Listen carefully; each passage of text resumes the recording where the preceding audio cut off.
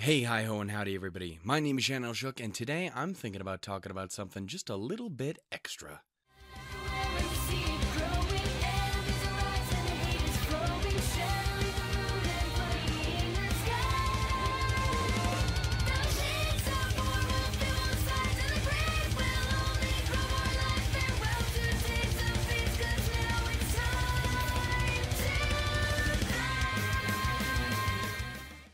Hey guys, it's me again. I'm talking. I recorded an intro thing for this. If it's terrible, which it is, I already know. You don't have to tell me. I was gonna be like, you could just tell me if it's bad, but I already know. I already know it's bad, and that's where we're gonna keep it. Anyway, hey, hi ho, and howdy everybody. My name is Shannon Shook, and welcome to episode Welcome to the RWBY Review Cap Extra of Volume 5. Chapter 4, Lighting the Fire. What the fucking shit was that?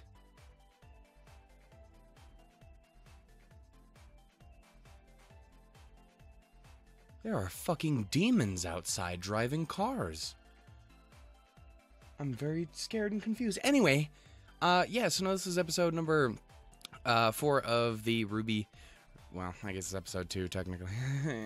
It's so out of whack. I'm so sorry. Anyway, let's really quickly get everyone on track. For those coming in late, for those in the back.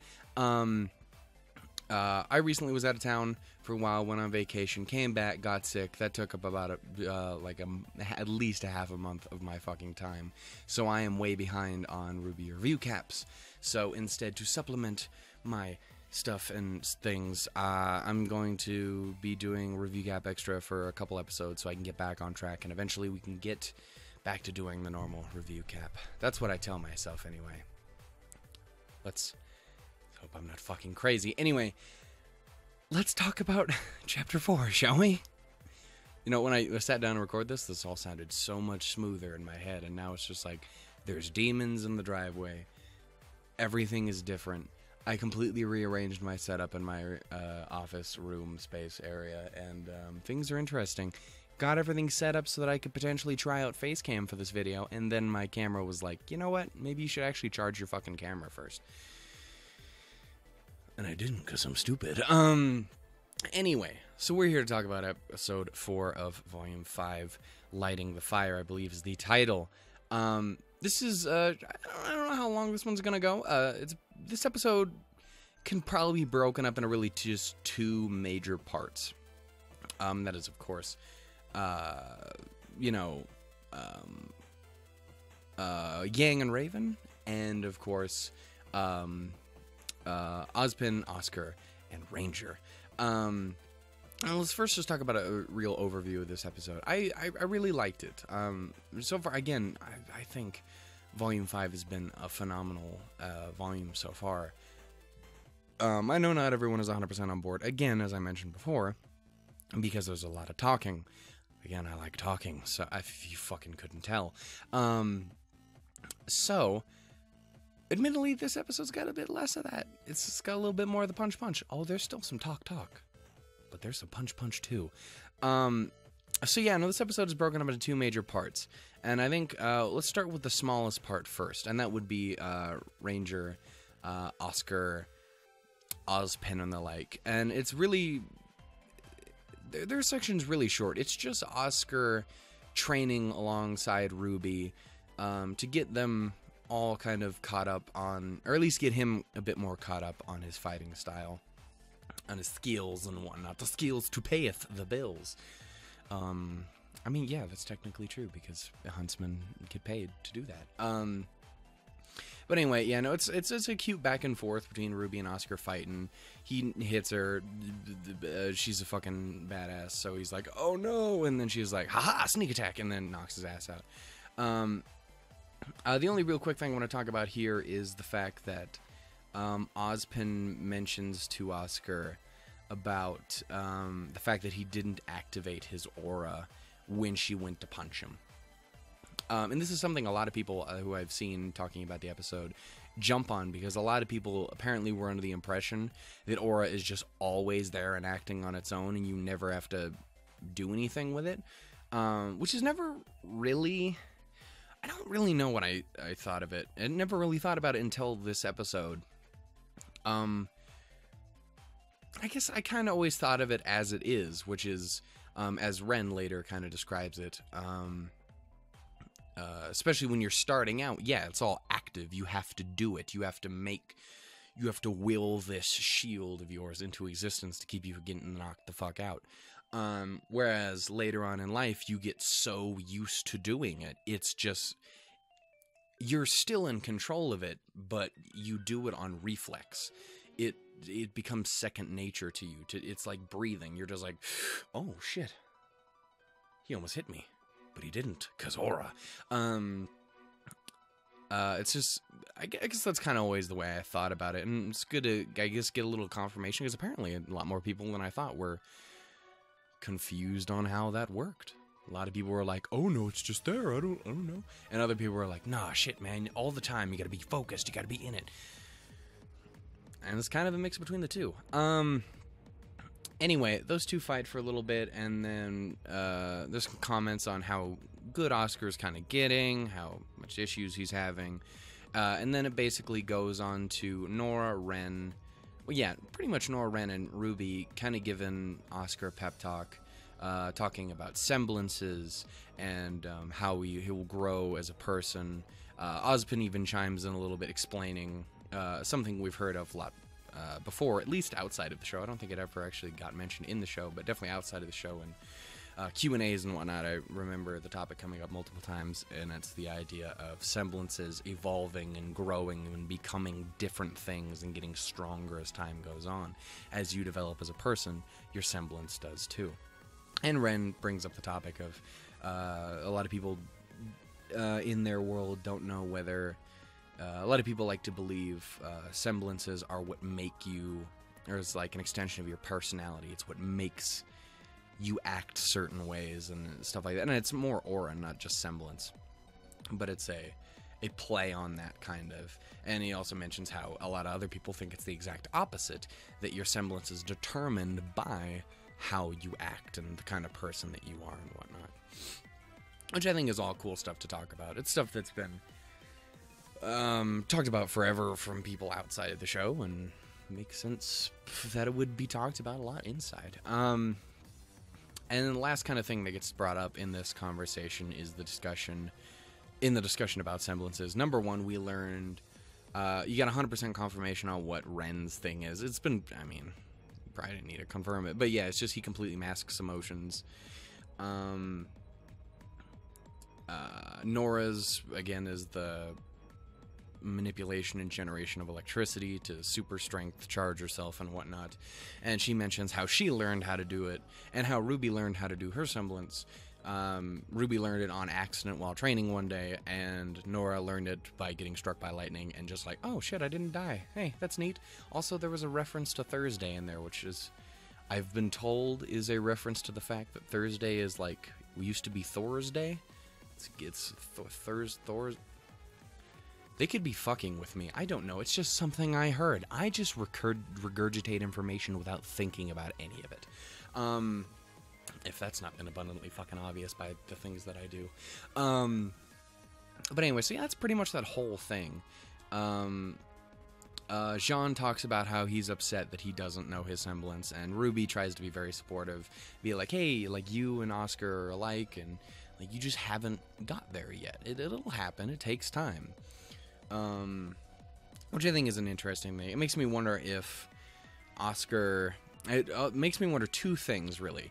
Number one, if Oscar is going to end up learning his semblance before Jean does, and how that's going to piss Jean off more than it already does, I'm sure, because he seems depressed as fuck that he doesn't know how to do it still. So I think Oscar learning it first, being like, what, 3-4 years fucking younger... wouldn't help him. his self-esteem and whatnot when it comes to that kind of thing. And the other thing I wonder is how semblances work in relation to Ozpin, the collective Ozpin. I wonder if it has a thing where his semblance he picks up the semblances of each and every person that he becomes, and that would definitely lead to a fucking reason why Ozpin would be so fucking strong and overpowered and shit. Apparently not fucking strong enough or overpowered to beat that fire-throwing bitch, but strong and overpowered nonetheless. Or if it's not so much that case, and if it is that case, I wonder if then Oscar is going to learn his semblance and then pick up all the other shit in the background. Or if you don't keep those semblances, despite them being, again, they mentioned it's like an extension of your soul. So I'm wondering if that does actually get maintained along with your memories and the mannerisms and all these things that get melded together into the one true Ozpin. You know, I'm very interested to get if we're going to end up getting, well, I would assume that is something that you would get an answer to, assuming we ever get to see a fucking semblance from Oscar. I would assume that we would get some confirmation on that kind of thing. And that's pretty much the whole thing about that scene. Again, it's relatively short, not too much goes on, other than a little bit back and forth, and a little bit of confirming and questioning and the stuff and the like. This is common RWBY fare. Questions, answers, there's a little bit of everything. But then we have to go into the meat of the episode, which takes up the beginning and the end of it. And that is Yang going to meet Raven. The first part's really short in that the first little section is her and fucking toothless McDoodle Nugget, that motherfucker. They're driving off, and he's leading her towards the camp, as he says. And they get to this clearing, and he hops off. He's like, "Oh, I'll go get those guys for you, ma'am. I'll go get them for you." And he goes, and then she's like, I call bullshit. And then she starts getting ready for a fight.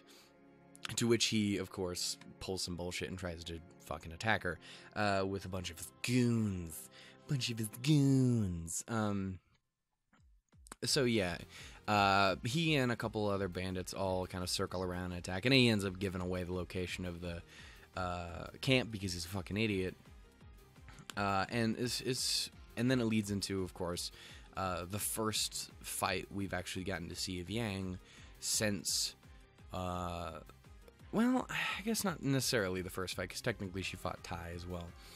But, like, the first real fight, because it's not like Ty's gonna fucking kill his daughter. He'll lay the smackdown. He'll punch her right in the fucking face. But he won't kill her. Whereas these dickheads will at least try. So anyway, yeah, this is kind of the first fight that Yang has since her recovery. And I really, really dug it. There was two big things that I noticed. Number one, enemies are always stupid and attack one at a time like fucking idiots. Also, they also go like, "Oh, hey, go get her," instead of everyone just shooting at her. Like, seriously, like, at least Torchwick, you got it. Like, he was a fool. He's a good fool, but he's a fool. At least that motherfucker knew that when he was done getting his ass kicked by a little girl in a fucking cape, just fucking shoot her. Just don't be like, "Go get her." Be like, just fucking shoot her. Y'all missed and she got away anyway, and then she blew up your fucking train. But he realized, oh god, bullets. These things exist. Which all these motherfuckers never ever fucking remember. Anyway, so yeah, no, they all go off to attack her, and the other thing I kind of noticed was, number one, there was quite a bit of use of first person. There's only like there's only been like 3 snippets in this volume, but it's like also the first time we've ever seen it. It's an interesting touch. I'm not 100% sure how I feel about it, because I kind of really like it, and another part of me is like, I don't know how I feel. I kind of really, it's weird. I don't know. I'm very flip-floppy on this kind of thing. But I like that they're experimenting with new stuff, because yeah, no, they've only done like, you know, I think they've only ever done it 3 times in the series, and it's all been in this volume. The first time is when Vernal points Mirror Naster at Weiss in the last episode, and then there's 2 times in this fight, I believe, where Yang kicks a little ass. And I know there's two of them in there, but there's only one that I can remember off the top of my head, and that's she uses her arm to deflect a bunch of bullets from the goons. But yeah, no, she goes around and kicks a little ass, takes them all out and all that shit. And one thing, some people, I guess, complained about how it was a little on the slower side. And to me, that made 100% sense. It made 100% sense. And apparently that question, I think it got asked on like RWBY Rewind or something, a show that is far better than this one for so many reasons. And basically the topic came up of, oh, well, yeah, it's because she listened to her dad. She's slowing down, paying attention. She's not just running like a bull into people like some other fucking dickheads I know. But she's kind of thinking things through and willing to, you know, evade and do shit. Like when she bolts after Homeboy at the very, very end of the fight, and then instead of just running into him like she normally would, she does the twirly flip over him and then knocks his ass out. So I thought those were all nice touches. I like the fight. I like the episode. And I like that little section. After that, it cuts to the Ranger stuff that I mentioned before, and then we cut back from that to Yang making her way into Raven and the Bronwyn camp. She's, of course, being escorted in by the black and blue bruise beat the shit out of squad. Which that was really satisfying. Just looking at all of them just all fucked up because she's like, you shouldn't have fucked with me. But yeah, no. So they're all getting led in there, and of course, Weiss is still there. She's planning her escape in the background, which is something I like. Again, while she didn't get to actually use it to her advantage at all. Well, I say she didn't get to use it. She does end up using it, just not in the way she had intended. I liked that she was, in the last episode, and in this episode, that she was committed that she was going to get herself out of there. Her and Tiny Knight, they shall survive. Does something better than a that's a simple time will survive. I'm sorry. But yeah, no. So Yang gets kind of escorted up to the main section, the main area, where Vernal and Raven are all posted up, and of course she's all sassy as fucking. She's ready to throw down. Yang makes, or not Yang, Raven makes her way out of the tent, and they begin to talk. This is just turned into a fucking play-by-play at this point. This is supposed to be me discussing things this episode. It's just me like, and this happened, and then this happened.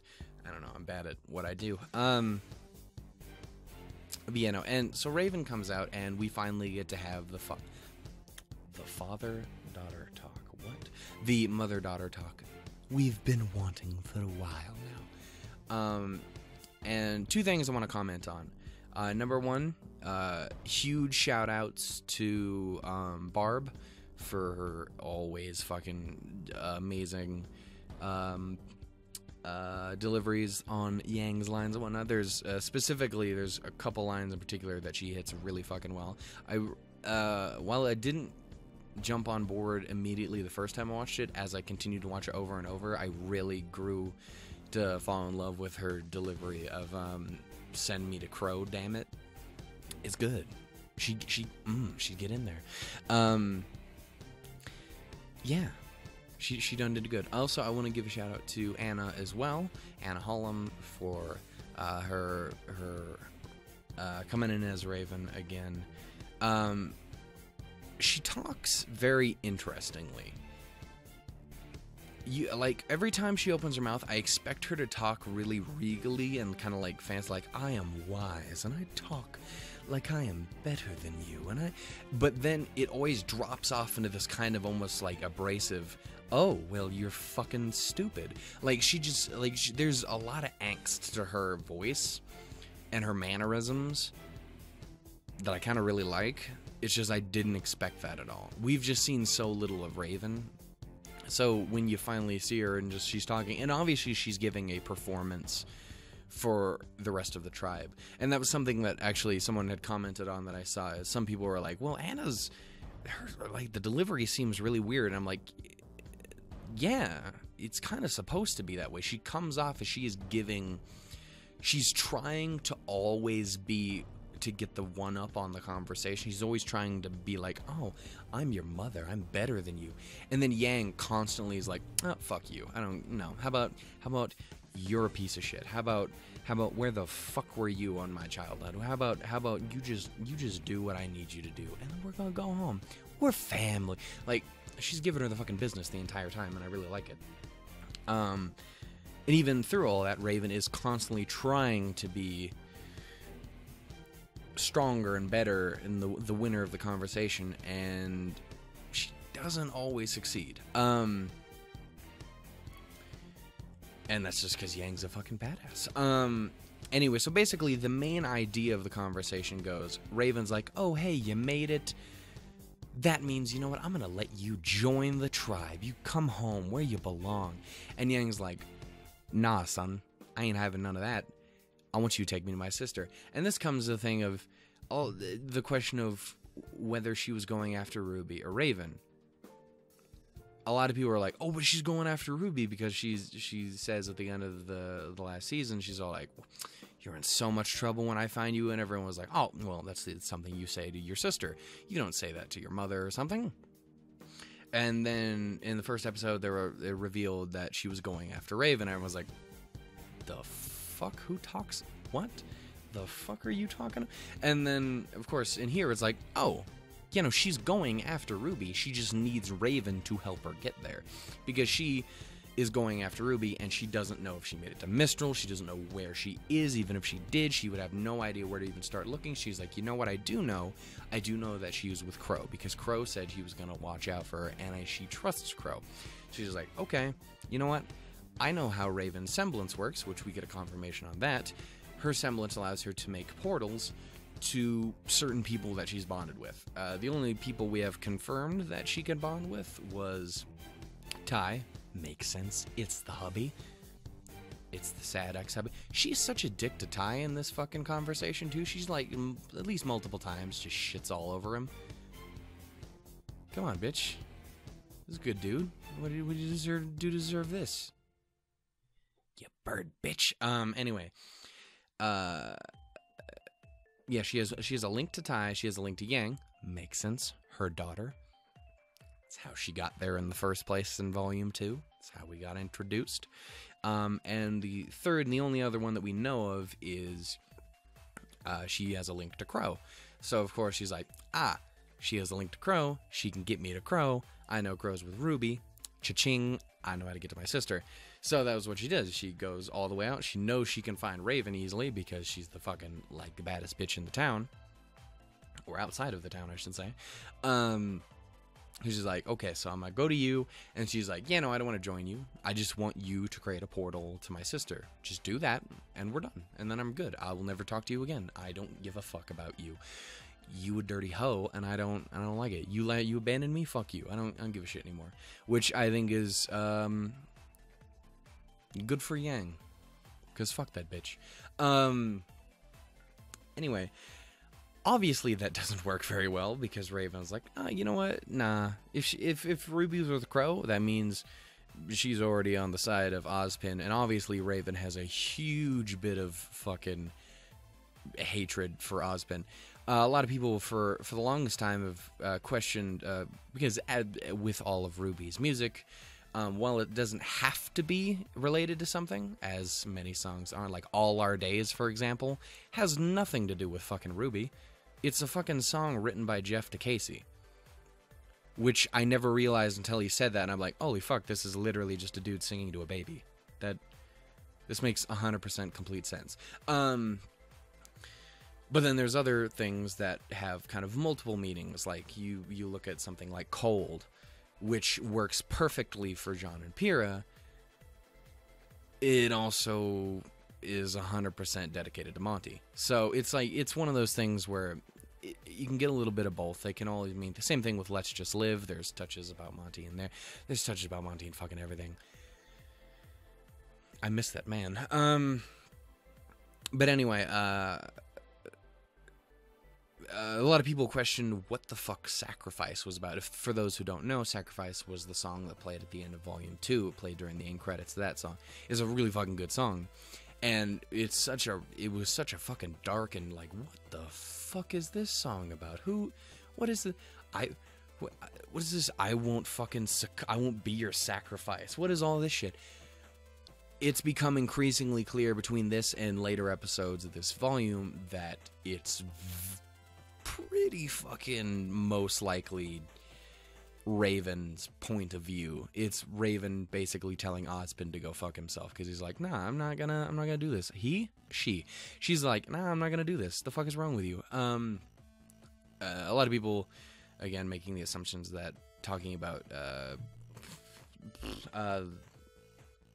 the Death You Sow, Reap the Seed, all that shit is all references to Summer Rose and Ruby Rose and all that shit. And a lot of the lyrics, if you listen back through them, like, yeah, no, that sounds a lot like fucking Ozpin's bullshit with Salem and the gods and whatnot. So, you know, it's pretty interesting. I'm digging it.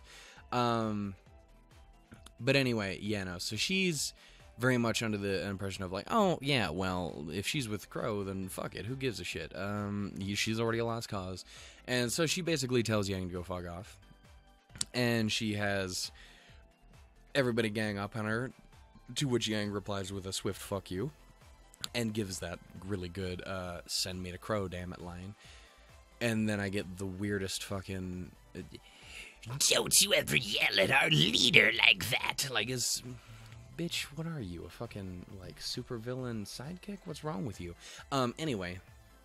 And then, some people jump up on her. She takes one of them out and sends him careening over, knocks out a tent, and wazza! There's Weiss. And a lot of people... I realize that I'm like, well, a lot of people think that, and a lot of people... I should just leave other people alone. This is my show. I'll do what I want. But, yeah, no, so we get the reveal of Weiss in the camp, alongside Yang. Of course, Yang, and they're like, the fuck are you doing here, Steve? This is not our playpen. What does that even mean? So they're both like that, and yeah, Weiss is obviously like, well, okay, well, that's not gonna work anyway. We can't be all sneaky-like. So then she grows up Tiny Knight into Not So Tiny Knight, and then he breaks through the thing, and then they all rush together, and they're like, oh, we're gonna fucking take everyone on. Or they're gonna run away, which is kind of what they ended up doing. To which Raven's response is to sick the Spring Maiden on them. We get Vernal coming in, dropping some lightning, like a real one. And just fucking enough! That is such a... I love me some good, like, angry-ass fucking deliveries of lines, and Homegirl did good with that enough. She's like, nah, apparently you don't know what a fucking maiden is. Allow me to show you. Which I thought was really cool. I was happy to see a little bit of that, and Raven's little thank you. That shut that shit down right quick, didn't you? I thought that was really kind of adorable. Yeah, they basically like, yeah, no, we can't do this anymore. If we keep this fight up, you're gonna lure all the Grimm here. We're all gonna die, which is not good. Which is a very, yeah, it's a smart thing. Don't get into a fight that's gonna send the armies of hell after you and shit. That's not a good idea. That's not good for your health. Don't do that. And then they go, and then Raven tucks back in the tent. It's like, come on, you want to know something? You want to do this? Then fine, let me tell you the truth. Lady's truth bomb. She's gonna give us the reason why Sacrifice is her song. And then she goes and leaves, and everyone else takes off, and Vernal heads in and all that. And in the end, we're left with just Weiss and Yang. And okay, so I know a lot of people don't get emotional at all in shows and things and stuff, and I did not expect to get emotional during this little section, but as soon as Yang's like, are you alright? And then fucking Weiss is like, give me all the hugs and the love, I missed you. I have never went from 0 to 100 on tears so fast in my life. I was like, Oh. Oh, fuck. Oh, they're back together. Oh, that's not even the people I wanted to really see back together, but it hurts my soul in the best way. Yeah, the fact that Weiss was just so fucking happy to see Yang again was really, really satisfying, and it made me tear up like a little bitch. Like, full-on man cry, too. It was like, oh, fuck, man, oh, it's beautiful. Team RWBY's getting back together. Bonsai. Yeah, and it was really, really good. Also, the fact that because Yang is so much taller than Weiss is, she fucking dangles around her neck is literally the cutest fucking thing I've ever seen. Thank you. The end. There will be nothing cuter than... That's wrong. There will be cuter things, Shannon. Don't believe these lies. But you know, it's fucking adorable, and I kind of really love it. And that's kind of where the episode ends. Again, I really liked this episode. It was good. We got to get quite a bit more. Again, it 100% for me confirmed that Sacrifice was that really works for Raven. That really kind of gives us that's where that's coming from. I also really like that it was Yang was going after RWBY. She was done with her mother's bullshit, and she's like, nah, I just want to go after RWBY. That's all I care about. Just send me there. I liked the talk about semblances with Ranger and whatnot. You know, I like the episode. I also really liked seeing Toothless McDickhole get knocked the fuck out a couple more times, because that's always exciting. But yeah, no, so that's my thoughts on the episode. I liked it. I'm curious to get everyone else's opinions. Again, I'm so sorry that this isn't a regular review cap. I can't guarantee it would have been any better if it was. But we're catching up a little bit. We're still a ways behind, but if we keep up this pace, we'll definitely be back on track a bit before the finale. So we won't have to worry about that too much. Thank you all so much for watching. If you guys enjoyed, don't be afraid to hit the like button, comment button, subscribe, and share button. There's all down there. They're for you. They ain't for me. What am I gonna do with them? The same thing on other videos, but that's not. Don't hit me with your logic. Hit me with your best shot. Okay. Anyway, thank you all so much for watching. Be sure to tell me what you guys thought about this fucking video or the episode and show itself. I always appreciate getting to talk to people. It's cool. Just like you. Because you are my sunshine. My only sunshine. And that's all the lyrics I know of that show. Song? What? Tools, Doers, and Lemons. I'll talk to you guys in the next video about the next episode. You thought I was going to say bye-bye. Oh, shit, I said it. Oh, no.